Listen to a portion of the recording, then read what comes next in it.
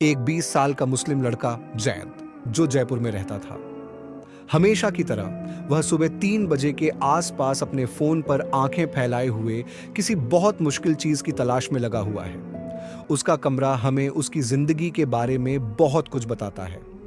बिस्तर पर बिखरे कपड़े और दरवाजे पर लटकी बेल्ट, फर्नीचर पर धूल और दीवारों पर मकड़ी के जाले और इधर उधर फैले हुए सामान से पता चल रहा है उसकी जिंदगी सही रास्ते पर नहीं है। अभी सुबह के 5 बजे हैं। फजर की नमाज का वक्त हो गया है। कई अलार्म बजने लगे हैं। जैद का हाथ कंबल के नीचे से बाहर आता है और सभी अलार्म बंद कर देता है। उसके फोन की स्क्रीन उसके अंधेरे कमरे में रोशनी भर देती है। उसकी अम्मी ने उसे 3 बार फोन किया है क्योंकि वह उसके लिए परेशान है। जैद ने अपने फोन पर कई टैब खोले हुए हैं। कुछ इस्लामिक लेक्चर हैं जिन्हें वह देखना चाहता था। बाकी कुछ खराब वीडियो हैं जो उसे पूरी रात जगाए रखते हैं। बाहर फज्र के लिए खूबसूरत अजान शुरू होती है। परिंदे गुनगुना रहे हैं और सूरज निकल रहा है। लेकिन जैद अंधेरे में ही रहता है और फिर से सो जाता है। सुबह 11 बजे जैद आखिरकार जाग जाता है, लेकिन उठते ही उसे बुरा लगने लगता है। वह अपना फोन उठाता है। ऐसा लगता है कि अब वह कुछ नहीं कर सकता। वह जानता है कि उसके दिमाग में कुछ बुरे ख्याल हैं। वो ख्याल बस उसे सोशल मीडिया से मिल रहे हैं, जिसको वह नजरअंदाज नहीं कर पा रहा है। उसकी अम्मी ने एक मैसेज भेजा है जिसमें लिखा है, बेटा उम्मीद है कि तुम ठीक हो। फज्र की नमाज पढ़ना मत भूलना। जैद अपने मोबाइल को देखता है। फज्र का वक्त बहुत पहले ही बीत चुका है और दोपहर की नमाज का वक्त हो चुका है। वह हर रोज की तरह खुद से कहता है, मैं कल से नई शुरुआत करूंगा और अपनी जिंदगी बदल लूंगा। मैं आज रात जल्दी सो जाऊंगा और मोबाइल दूर रखूंगा। ऐसा लगता है कि उसका कमरा जानता है कि यह सच नहीं है।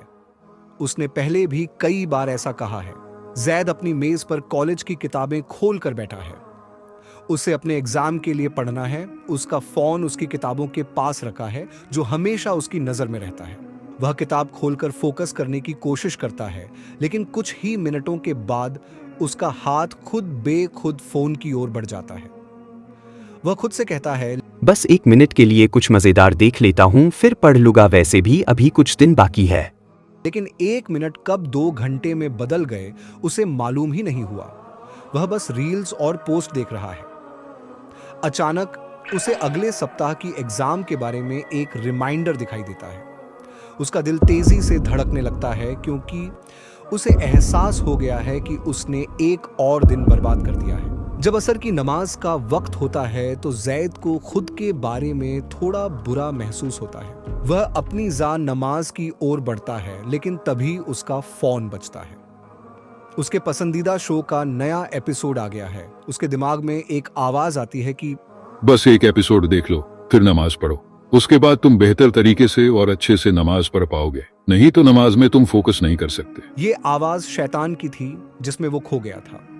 3 एपिसोड के बाद वह अपनी नमाज को जल्दी जल्दी पूरा करता है और बिना दिल में महसूस किए बस सूरतों को तेजी से बोलता है।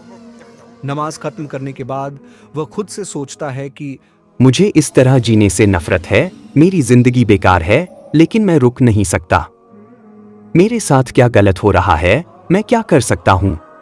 ये सब सवाल उसके दिल में घूम रहे हैं। रात के खाने पर जैद अपने परिवार के साथ बैठता है, लेकिन उनसे बहुत दूर महसूस करता है क्योंकि वो सब खुश थे। उसकी छोटी बहन सबा इस्लामिक समर स्कूल में अपने दिन के बारे में बात करते हुए बहुत खुश है। जब वह कुरान का एक नया हिस्सा बताती है तो उसकी आंखें चमक उठती हैं। उनके अब्बू मस्जिद में होने वाले एक नए नौजवानों के प्रोग्राम और आम इजलास के बारे में बात करते हैं। वह खुश और लोगों से मोहब्बत करने वाले लगते हैं। जैद की अम्मी अपने बेटे को परेशान आंखों से देखती हैं। वह देखती है कि कैसे वह बस अपनी प्लेट में अपना खाना इधर उधर धकेलता रहता है, हमेशा टेबल के नीचे अपने फोन को देखता रहता है। ये देखकर वह बोलती है, बेटा, कल सोसाइटी में नौजवानों के लिए एक अच्छा प्रोग्राम है, शायद तुम जा सको। अम्मी, मेरे पास टाइम नहीं है, एग्जाम करीब है। जैद ने अपनी अम्मी को बीच में ही रोक दिया। अपने फोन से नजर भी नहीं हटाई। उसकी अम्मी बात करना बंद कर देती है और उसके अब्बू की ओर देखती है। वे दोनों एक दूसरे को परेशान नजर से देखते हैं। हर दिन जैद को अपने परिवार से दूर होने का एहसास होता है, दूरी में नहीं बल्कि उसके दिल में। यह आधी रात है।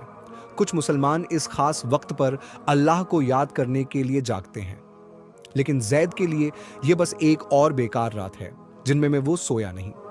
उसके कमरे में उसके फोन की रोशनी के अलावा हर तरफ अंधेरा ही अंधेरा है।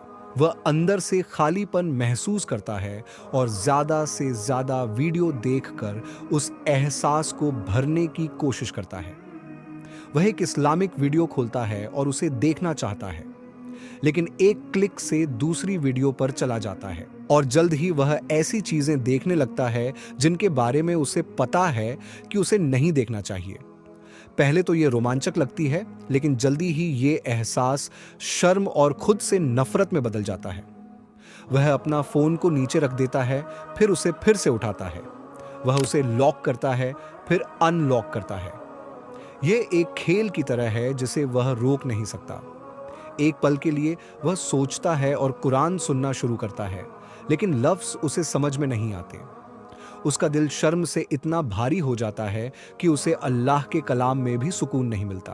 अपने फोन पर एक और रात बर्बाद करने के बाद जैद अपने आप को आईने के सामने खड़ा करता है। कई महीनों में पहली बार वह हकीकत में खुद को देखता है। वह देखता है कि वह कितना थका हुआ लग रहा है, लेकिन यह उससे कहीं ज्यादा है। उसकी रूह भी थकी हुई दिखती है। उन सभी फजर की नमाजों के बारे में सोचता है जो उसने छोड़ दी हैं, उन सभी घंटों के बारे में जो उसने बेकार और फालतू वीडियो देखने में बर्बाद किए हैं, अच्छे काम करने के सभी मौके जो उसने खो दिए क्योंकि वह अपने कमरे में अपने फोन के साथ फंसा हुआ था। वह अब खुद को देख नहीं सकता। वह रोते हुए नमाज की चटाई पर गिर जाता है। उसके आंसू उस चटाई पर गिरते हैं जिस पर इतने लंबे टाइम से आंसू नहीं पड़े थे। ए अल्लाह मेरी मदद। बोलते समय उसकी आवाज टूट जाती है। मैं अब और ऐसा नहीं कर सकता, प्लीज मेरी मदद करें। कई सालों में पहली बार वह हकीकत में इन लफ्जों का मतलब समझ रहा है। यह सिर्फ कुछ नहीं है जो वह कह रहा है, बल्कि उसके दिल से निकली एक सच्ची पुकार है। उस रात जैद को एक सपना आता है। वह अल्लाह के पाक घर काबा के सामने खड़ा है। आसपास बहुत से लोग हैं, लेकिन एक आदमी सबसे अलग है। एक बूढ़ा आदमी जो एक खास रोशनी से चमकता हुआ नजर आ रहा है। वह आदमी जैद के पास आता है और बोलता है, आपका फोन वह नहीं है जो आपको तकलीफ पहुंचा रहा है। आपकी सोच आपको परेशान कर रही है। आपका बिस्तर आपको नहीं फंसाता, बल्कि वो शैतान है जो आपके दिमाग में फुसफुसाता है, जो आपको रंगीन दुनिया दिखाता है, हालांकि वो धोखा है जिससे आपके लिए और भी मुश्किल पैदा होती है। अकेले रहना आपकी बड़ी परेशानी नहीं है, बल्कि अल्लाह से दूर रहना आपकी बहुत बड़ी परेशानी है। क्या आप इसी तरह अपनी बिना मकसद की जिंदगी जीना चाहते हो या आप बदलना चाहते हो?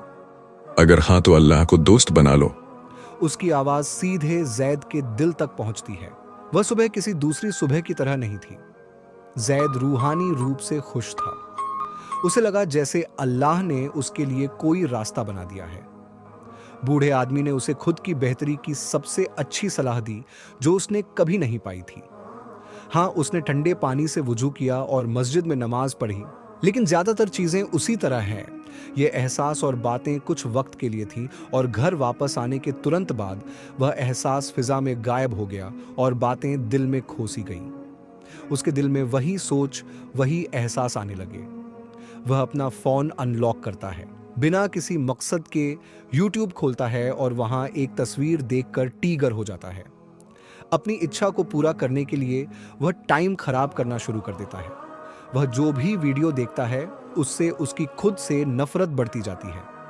वह अपनी जहनी हालत को खराब कर रहा था और अपना वक्त बर्बाद कर रहा था। अचानक उसकी अम्मी ने दरवाजा खटखटाया और कहा, बेटा, मुझे पता है तुम क्या कर रहे हो। अच्छा काम किया। अब दोपहर के खाने का टाइम हो गया है, इसलिए बेहतर होगा कि तुम एनर्जी हासिल कर लो। यह सुनकर वह अपने सारे जुनून खो देता है। गुस्से में जैद अपने फोन को बॉल की तरह जमीन पर पटक देता है, सिवाय इसके कि वह वापस नहीं उछलता। उसका फोन टूट जाता है। यह सब उसे नाकाबिले यकीन लगा। वह महसूस कर सकता था कि शैतान की मौजूदगी उसके चारों ओर उसके कामों को कंट्रोल कर रही है, जो उसका जाती तजुर्बा था। शर्म से डूबा हुआ जैद दोपहर के खाने के लिए रसोई में जाता है। वह अपनी अम्मी से पूछना चाहता था, लेकिन उसके मुंह से लफ्ज नहीं निकल रहे थे। ऐसा लग रहा था जैसे उसकी जुबान बंद हो गई हो। उसने पैगंबर मूसा की दुआएं पढ़नी शुरू कर दी। आखिरकार उसने पूछा, अम्मी, आपने मेरे काम की तारीफ की। मैं जानना चाहता हूँ कि आप क्या सोच रही थीं? क्या तुम पढ़ाई नहीं कर रहे थे? मुझे लगा कि तुम पढ़ाई कर रहे होगे, क्योंकि तुम आज सुबह जल्दी उठ गए और तुमने फजर की नमाज भी अदा की। अगर जैद ने अपना फोन नहीं तोड़ा होता तो उसे बहुत राहत मिलती। वह अपने किए पर बहुत शर्मिंदा है और उसने ऐसा क्यों किया, यह उसकी बुरी आदत थी। वह दूसरी बार अपना दूसरा फोन उठाता है, लेकिन YouTube पर स्क्रॉल करने के इरादे से। वह इसे चालू करने के लिए पावर बटन दबाता है, लेकिन पता चलता है कि इसकी बैटरी खत्म हो चुकी है। इससे उसे सोचने का मौका मिलता है।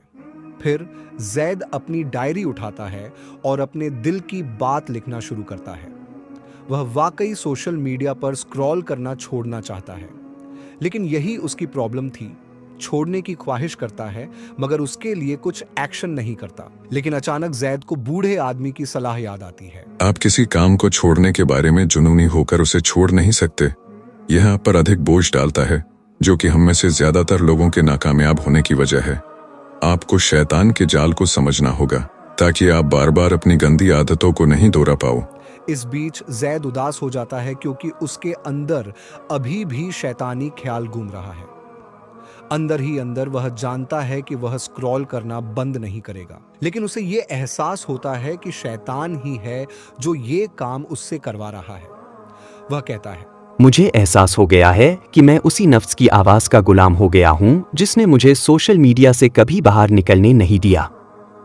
अब वही आवाज मेरे अपने ऊपर शक को बढ़ा रही है, ताकि मैं इस गंदगी से कभी बाहर नहीं निकल सकूं, और जो मुझे मेरी कमजोरियों के आगे हार मानने को कह रही है। यह फुसफुसा रही है कि मैं कभी भी आजाद नहीं हो पाऊंगा, कि मैं फिर से उसी गंदगी और निराशा के बवंडर में फंसने से नहीं निकल पाऊंगा। लेकिन मैं शैतान को अपनी तकदीर फिक्स करने से मना करता हूं। मैं उसकी मौजूदगी को तस्लीम करता हूं, लेकिन मैं उसके इशारों पर नाचने वाला खिलौना नहीं हूं। मैं उसे अपनी जिंदगी बेकार नहीं करने दूंगा। मैं उससे जंग का ऐलान करता हूं। वह बूढ़े आदमी की सलाह को अहमियत देता है।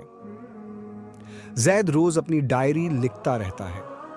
एक हफ्ते से वो ओवरथिंकिंग कम कर रहा और उसने ये सीख लिया, उसने नेगेटिव बातों को नजरअंदाज करना सीख लिया। उसे एहसास हुआ कि उसको खुद के साथ ईमानदार होने की जरूरत है। वो कुछ सोच रहा है और खुद से कहता है, मेरी प्रॉब्लम रूहानी है। मैं अपने ख्यालों में फंसा हुआ हूं। अगर मैं सचेत नहीं हूं तो मेरे पास अलग अलग ख्याल आते हैं और खाली वक्त उनको चुन सकता है। अब से मैं पूरी तरह से इस बात पर फोकस करूंगा कि अल्लाह हमेशा मेरे साथ है, मेरी पुकार का जवाब देने को तैयार मुझे देख रहा है, और जब मेरे पास फोकस करने के लिए कुछ होगा तो मेरे पास कम ख्याल होंगे, और कम ख्यालों का मतलब है शैतान की चालों से ज्यादा होशियार होना। अगर कोई ख्याल नहीं है तो कोई ख्वाहिश नहीं है। अभी खत्म नहीं हुआ है। वह कुरान पढ़ता है और अल्लाह से दुआ करता है। रोजाना नेक बनने की कोशिश कर रहा है और जैद कहता है, आखिरकार मैंने डिसिप्लिन सीख लिया है। मैंने वाकई यह कर दिखाया। कुछ दिनों के बाद अचानक किसी के फोन से आवाज आती है, तुम्हारा फोन चार्ज हो गया है। उससे उसके दिमाग और आसपास के माहौल में एकदम सन्नाटा छा गया। क्या ये आपका फोन है जो बज रहा है? क्या आपने शैतान से जंग का ऐलान नहीं किया? क्या आप पछतावे को चुनना तस्लीम किया है, या फिर आप भी तैयार हैं जैद की तरह बदलाव के लिए? चलो लड़ाई शुरू करते हैं।